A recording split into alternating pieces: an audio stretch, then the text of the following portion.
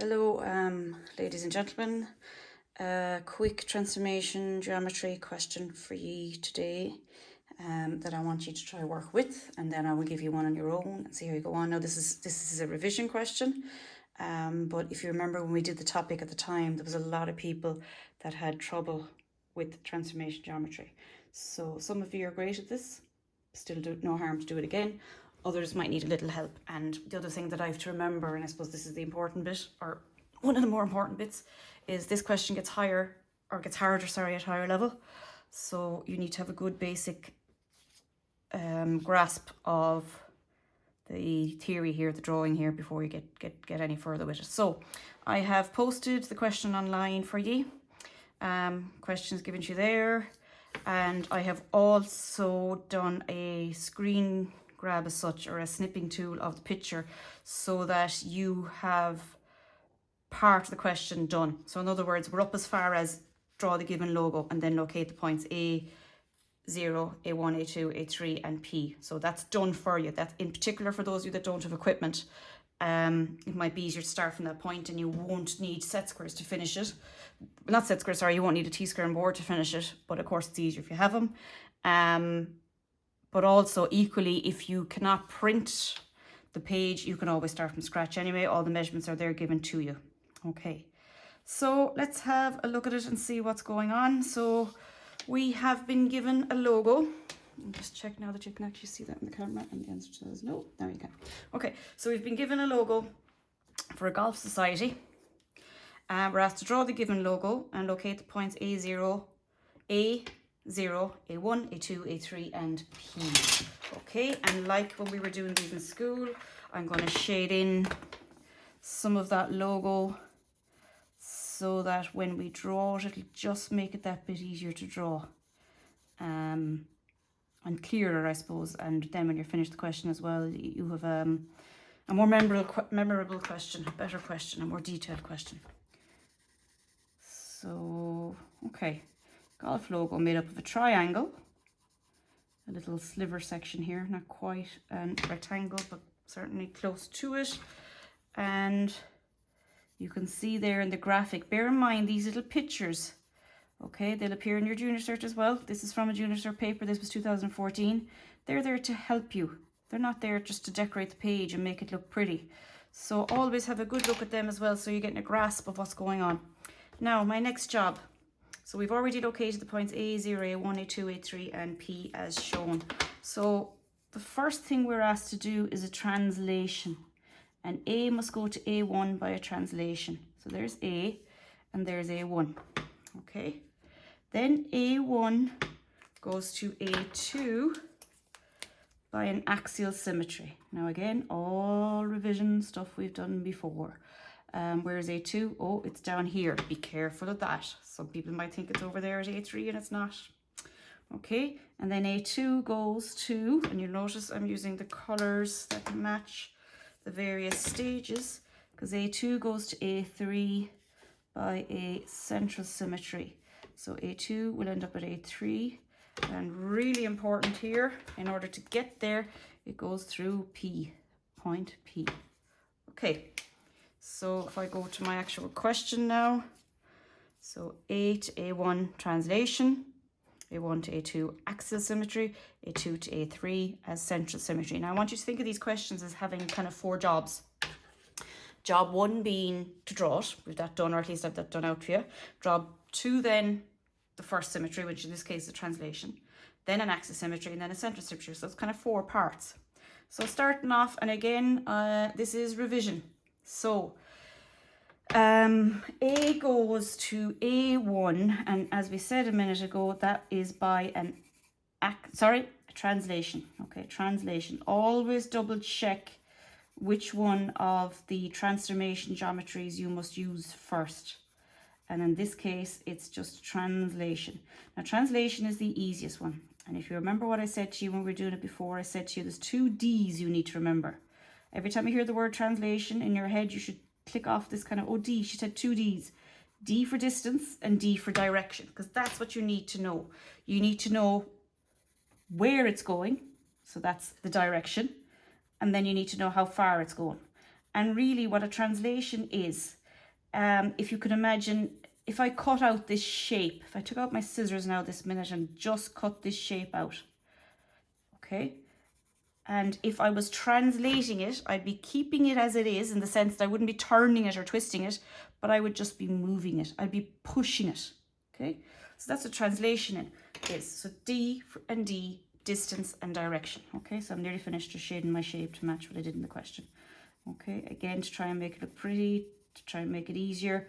Also to help kind of stand the shape out in your brain. I notice, or I found that some kids sometimes look at this shape and think that these elements are part of it. These are light lines. This is like a map. It's just telling you where A is going to end up after the various different movements. That's all. It's just a map, okay? Whereas this on its own, everything within that small little circle is the shape. And that's what we're moving, what's in that small circle. So first things first, and I'm not actually quite sure what angle A and A1 is at. And no, it's not nice and convenient at 30 degrees, which is what I thought. So this is where you're going to have to get out sliding set squares anyway.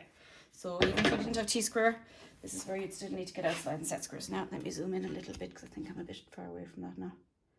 Yeah, it's better. Okay, so to A to A1. So in order to do sliding set squares, what do? I line up A to A1, and then I'm going to take every point on the circle and move it for the same distance and direction for each point. Now, hang on a second though. You at this stage should be screaming at your YouTube and saying, but she always said put a number on it. But she always said put a number, put numbers. What points? What does she mean? What points am I moving? And I haven't put them on it. So yeah, I need to number it. Now, sometimes the numbering can be very complicated, but generally it's not. Other times it's quite simple, and sometimes you don't have to bring every point. Always when I see a circle, the first thing I say to myself is, well, the center of that circle is probably the most important point, number one, because that's going to be moved no matter what. I'm going to need to be able to draw that circle wherever it goes. So I'm going to call that number one, and then I'm just going to work around the shape and label the different points. Now, A itself is a point, so I don't need to label that. 4, 5, and 6. So that's everything. But the priority point is that point 1 in there. That's the one that's going to be kind of the money point. You need to make sure you move that properly every time. So, translation, distance, and direction. I'm just going to go up here a few minutes and make a little note on that. So, A to A1 is translation. So, what is translation? Well, move a point by distance and direction. So it's the two D's. And this is not new. None of what I'm saying is new. D for distance. And D for direction. Okay, that's what's important here. Two D's, distance and direction. That's what translation means at the end of the day. And in layman's terms, move the shape a particular distance or particular direction, in a particular direction, I suppose I should write, in a particular, in other words, they'll have told you, direction for a particular distance.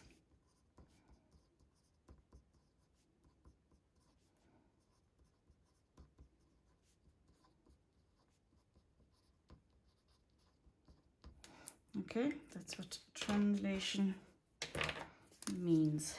So there we go, translation, first one we're doing.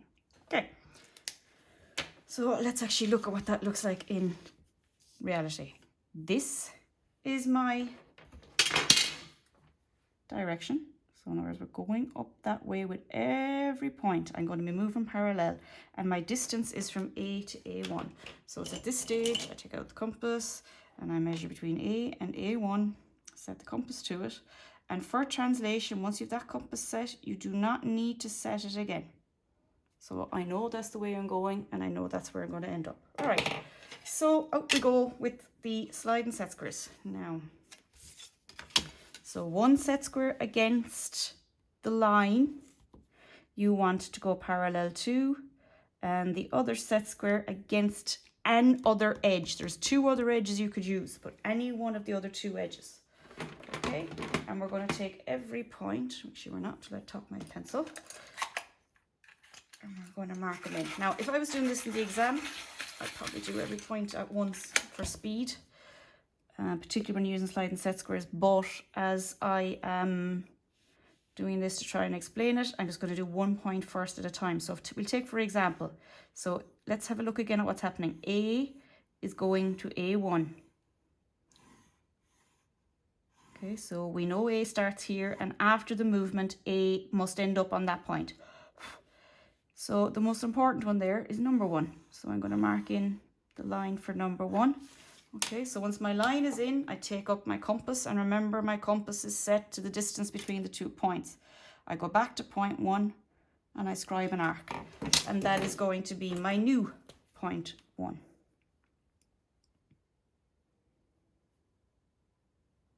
Okay. And I also know that I'll be able to draw a circle from there. I won't do that just yet. Now, next one, so point 3 is important there.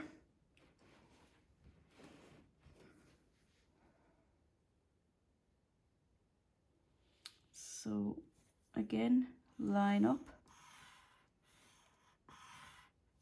And 2 actually is on the same line, coincidentally enough.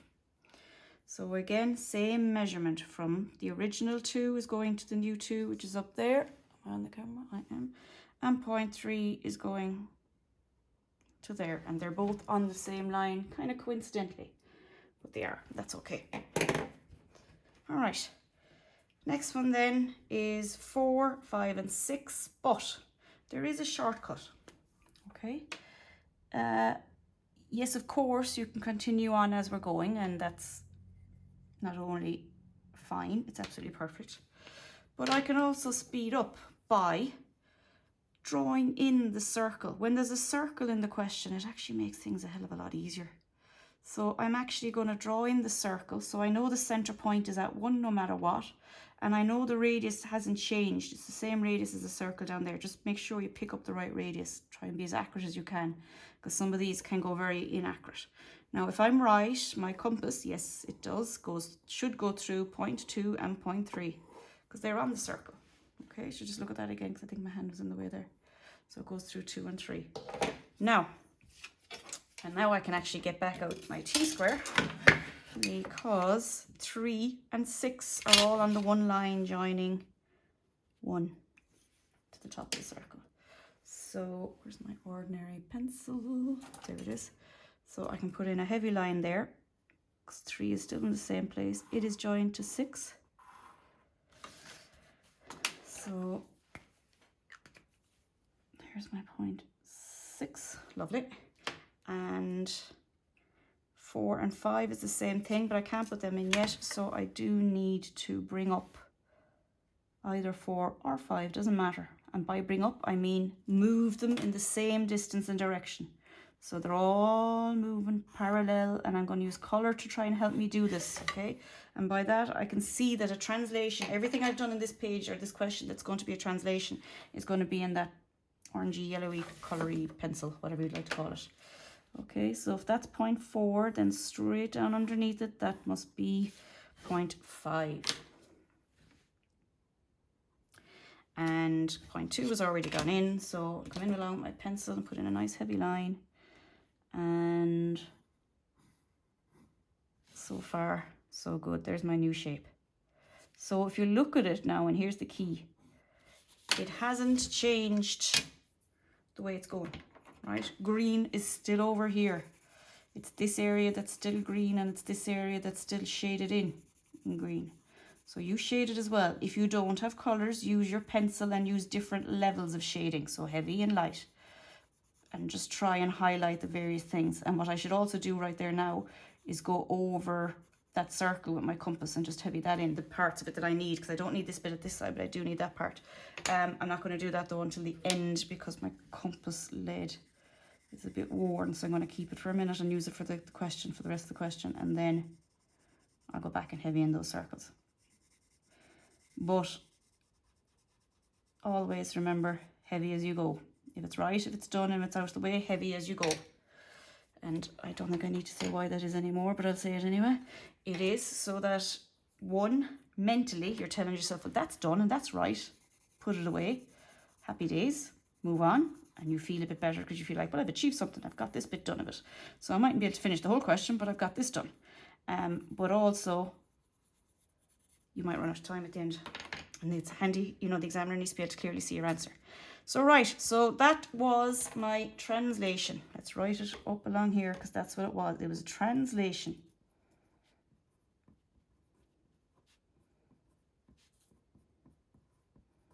And it was A to A1. Okay. And there it is. And we were going that way. Now, we're doing an axial symmetry next. Okay, let's go back over here and look at this. So what is an axial symmetry? Axial symmetry is the one that confused a lot of you at the time. Right, let me try and explain it again, maybe in a different way to what I did in school. But anyway, axial symmetry is when you look in the mirror, you see an axial symmetry. Axial symmetry is what you did when you were in primary school and the teacher handed you out a blob of paint, put it on a page in front of you and said, now, fold that page over, squeeze the paint around. Usually she give you a couple of colours of blobs so that it merged and mixed as well, and you were learning about colour mixing too. And when you open it up, you had an axial symmetry. In other words, you had some kind of a butterfly looking thing, but it was equal at each side, and with the fold on the page was the axis. Now, we're being asked to do the same thing here, okay? But the difference is the fold here is between A and A3, that line, okay? So if you can imagine taking the shape that we're actually moving now and folding it down, okay? And redrawing the shape at that stage. Okay, so that's the theory. So what actually happens is, though, each point moves, I can't find my biro, there it is. So in axial symmetry, it's a mirror image.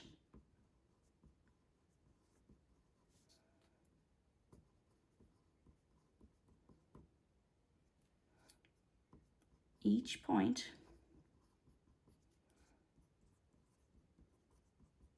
moves at 90 degrees to the axis. In this case, our axis is A to A3. So just put that in brackets. But it moves at 90 degrees each to the axis for the same distance.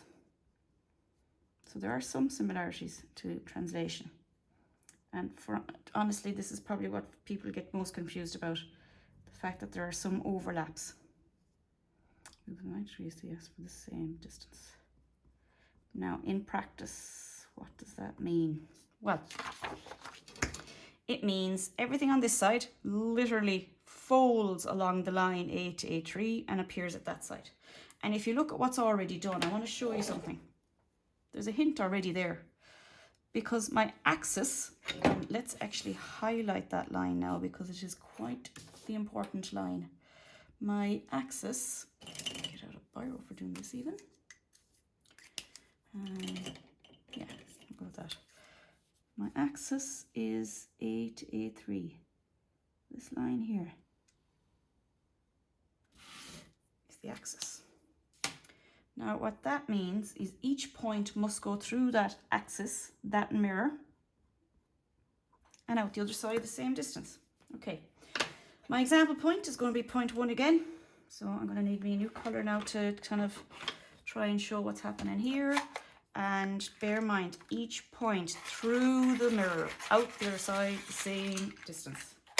All right, and in practice, that means A1 has moved to A2.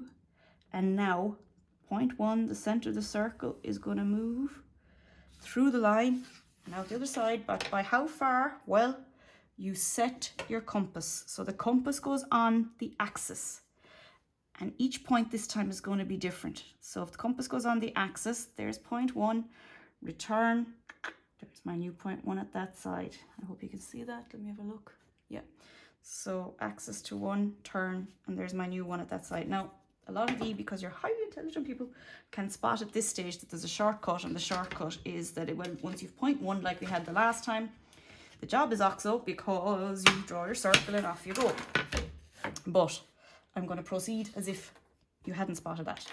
And what that means then is, if I look at 1, the same line accounts for 3 different points.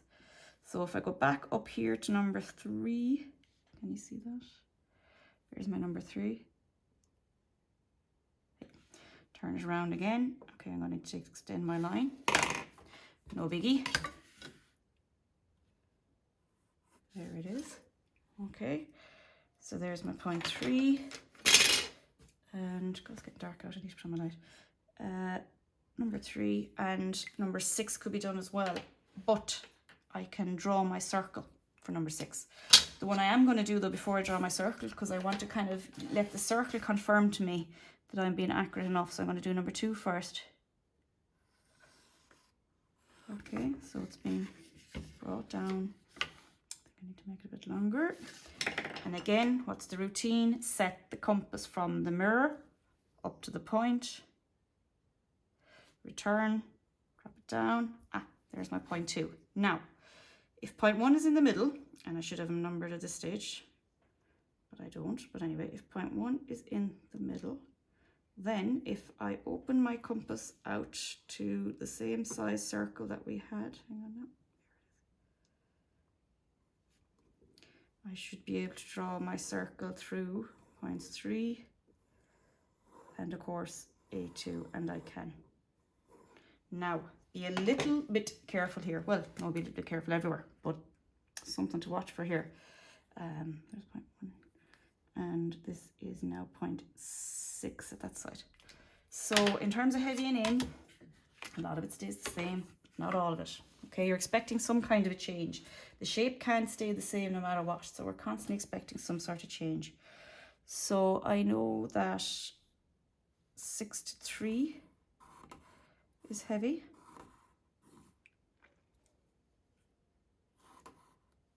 Okay. 5 to 4 should be heavy as well, but I didn't bring that down a while ago, so I'm going to bring that down now. So that'll be 5 would be there. Don't need to measure it, but I will heavy here.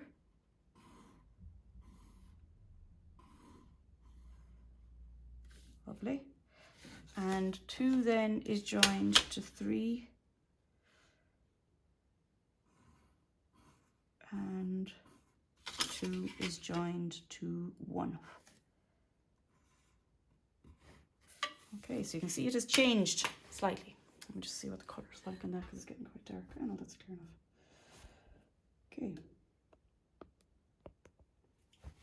Now, so next job, shade it again so that I'm getting a visual of what's going on. Makes your question neater, but also helps you understand it now. Because when you shade it, then you only, some of you would look at this and not even realise that the shape is flipped over.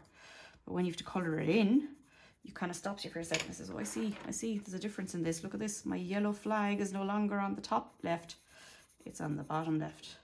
Okay. And by the reason I call it a flag is it's supposed to be a golf club logo. I presume this is supposed to be like one of the flags that's on the holes. Is that what they're called? I don't know. I'm not into golf myself. Anyway.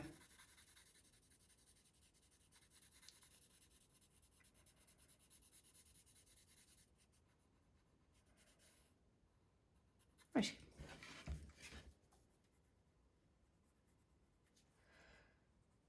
Next one, so, is, let's have a look. Actually, hang on now. Axis. And so that is axial symmetry.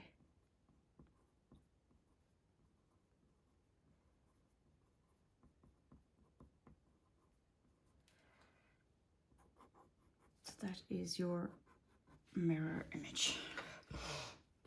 Okay, next one is A2 to A3 by a central, okay? And it says the central is in a point P. Now, just going to highlight point P there for a second because I want you to think about it and look at it and understand it. Point P, if you didn't already know, is exactly halfway between A2 and A3. Right, bit of proof on that, don't just take my word for it. So I measure from P to A2, there it is, and returns around, and look, oh yeah, A3 is the same distance. Central symmetry, and if you remember when we did it before, so let's write a little bit about it here. So, just to break it up, central symmetry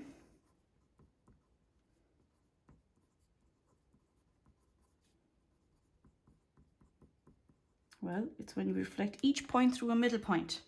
If you remember, I said to you, this one is like the spokes in a wheel. And how I want you to remember it is the word central. It's a center point needed.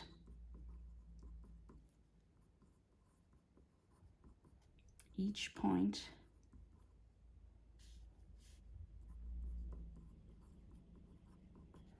is, I was going to say rotated through, it's not rotated through. Each point is moved through this. Or any other way you want to write it in your own language. So that's for central symmetry. Now what does that mean, or what does that mean for us really? So first of all, we know it's called central symmetry. And basically, there's my center point. Each point is moved through it. So A2, 1, 6, 2, 3, and 5 and 4 are all moved through that point out the other side the same distance. Now this is an awkward one to get accurate or to keep accurate, but we're going to manage it because we are well able for it. What colour haven't I used? Orange it's going to be. No, I've used kind of orange. Red. Okay, so look at it again. A2 and A3 is already done.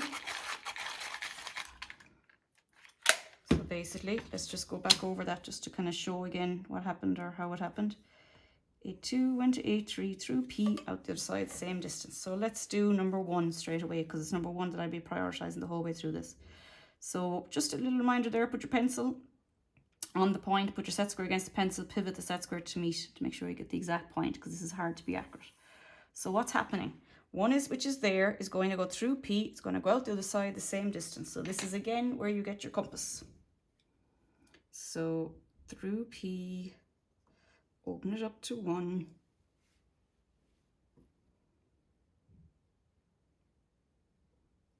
Out the other side, same distance. So there's my new point 1. Okay. Then you could at this stage redraw in your circle. And to be honest, if I was doing it inside the exam, I probably would. But ideally, you also want to show the examiner you know what you're doing. Now, I'm noticing there with point 2, I don't know that my accuracy or what, but it's almost on the same line. So I'm just going to keep it as accurate as I can, but there is 2 very close together lines there, so I need to be careful. That's point 1, that one. And point 2 is here, but even if it doesn't end up spot on in the right place, I'm still going to work through it. So there's, look, P to 2, turn, rotate, new point 2 up there. Okay, and of course I could go ahead and do the rest, but what I'm going to do is I'm going to draw in the circle. So radius, circle. Actually, I'm going to go back to the very, very start to make sure it's the real right size circle. Okay. Okay, so I'm going to go draw my circle. So A3. Just check the setting. Yeah, that's fine.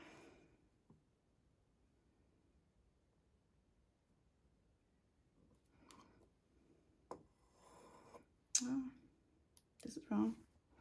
Point 1 is the center. Sorry. So it's 1 to A3. So there was an error. Imagine, I make mistakes too.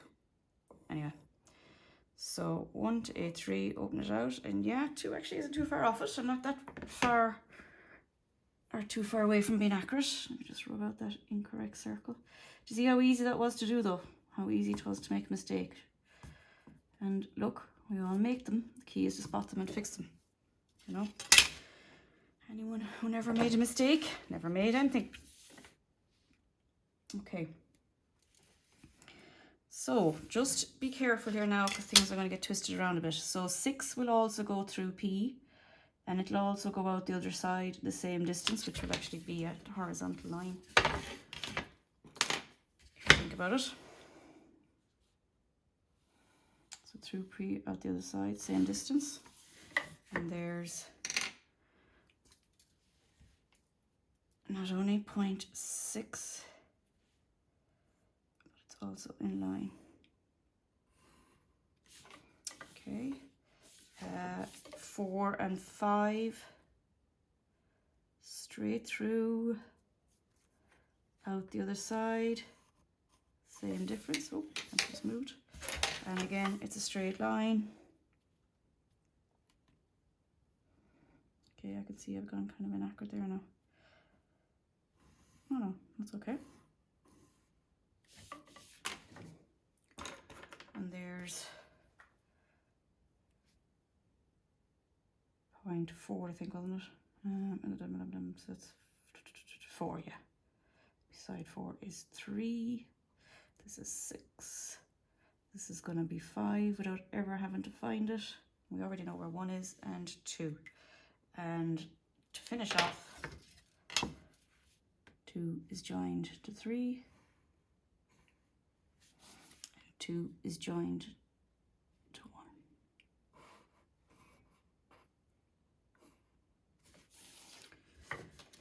1. And of course, to finish, a bit of shading.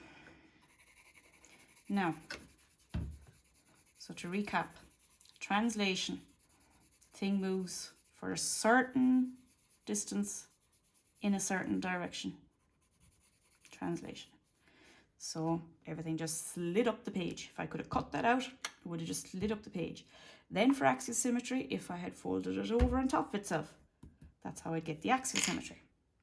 For the central symmetry, every point goes through a central point. Center, central, easy to remember. You know, it's not rocket science here. Center point, out the other side, the same distance, right? Now, you'll have noticed that distance, and the same distance in particular, has been a phrase I've said a lot. And I've said it for axial symmetry, and I've said it for central symmetry, and I have said it for translation. So it's only a matter of getting familiar with the 3 different types and putting them in the right order. Now, at ordinary level, the order will nearly always be translation, axial, and central. Okay, it's just the way they do things to keep it, I suppose, easy. But at higher level, that will be mixed up a bit more. To put notes on this, so this is central symmetry. Actually, center point is this guy, P.